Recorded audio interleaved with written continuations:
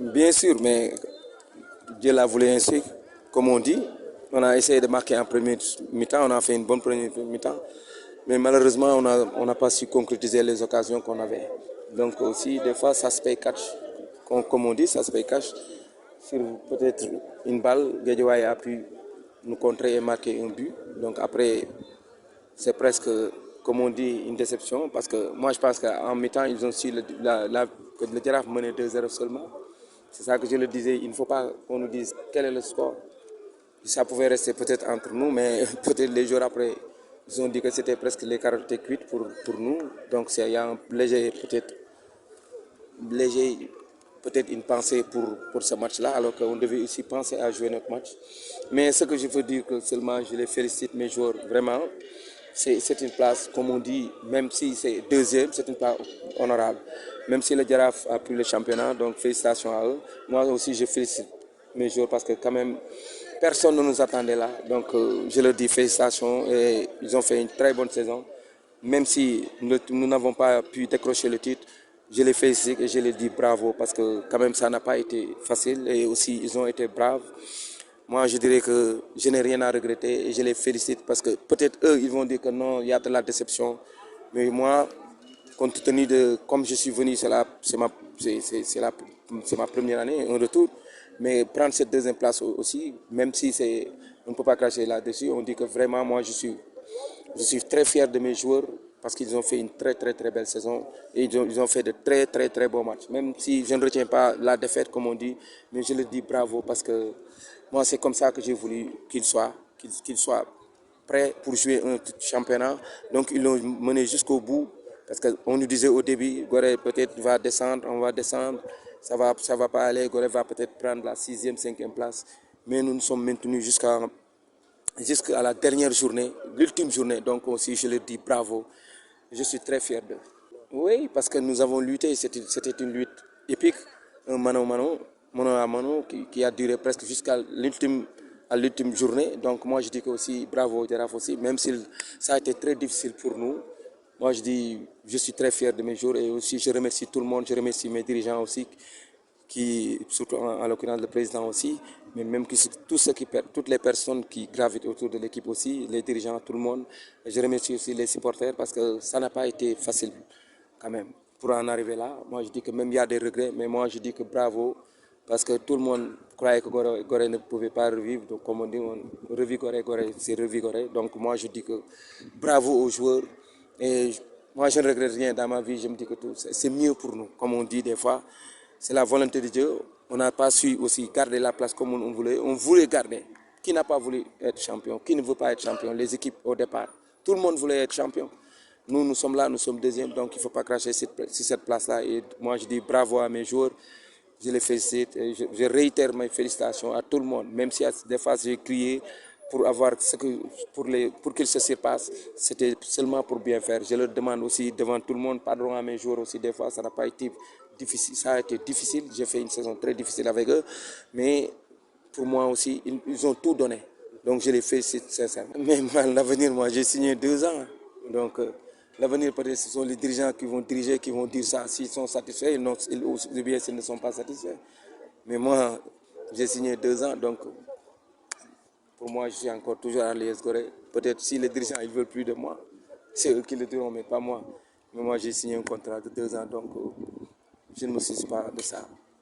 xam nga titre tamit boo koy joué tamit yàlla li la dogal ñun ñoo ko perte depuis man sama kii joué naa ko mais nee naa leen match am na loo xam ne boo ko amee bul ko saagane ñun ñoo nekkoon di ko ti am na match yoo xam ne waruñu ko woon perdre surtout suñu dëkk yooyu mooy regret yi mais tamit regret bi du am parce que man je me dis que tamit kan moo ne woon Gorée dina def lii depuis début saison bi début kenn pare wu ko woon donc man damay sant yàlla di sant yàlla ñu ma fi indi ñi tamit président ak ñeneen nekk dirigeants yi dama leen di remercier ñëpp ak supporters yi ñoom ñëpp je les remercie président supporter Cheikh Sow saison bi yëpp def si jàpp donc ak ñeneen ci dirigeants yi yëpp donc damay sant yàlla il y a beaucoup de personnes qui m'ont soutenu qui m'ont appelé toutes ces personnes là je les remercie je remercie surtout aussi ma femme mes enfants ma famille sama mag yu nekk yi extérieur ak sama rakk yu nekk yi extérieur ñoom ñëpp maa ngi leen di nuyu di leen remercier parce que chaque fois dañ may encourager ak sama frère yu nekk fii yëpp ñu ngi fii Dakar ñenn ñi ak sama mbokk yi nekk sama dëkk Podor donc damay sant yàlla ci loolu. Donc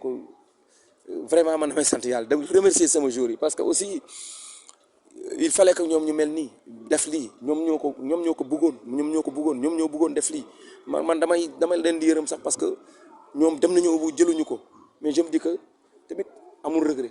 Ils ont tout donné malgré que gagné nañu man je ne me focalise pas sur défaite la du défaite nit ñi nañu wax loo xam ne kii mais man samay joueurs dama leen di remercier des fois naa yuuxuti kii parce que dama leen di baal wax sax ci parce que damay bëgg ñu gagné rek ñu surpassé wu parce que bëgg ñu nekk des hommes bëgg ñu nekk ay nit yoo xam ne dañuy nekk ay professionnels loolu kese la mais du na nga ëppale nit ki lii wala leneen non vraiment dama leen di remercier ci loolu te di kontaan si ñoom maa ngi remercier sama joueur bu baax.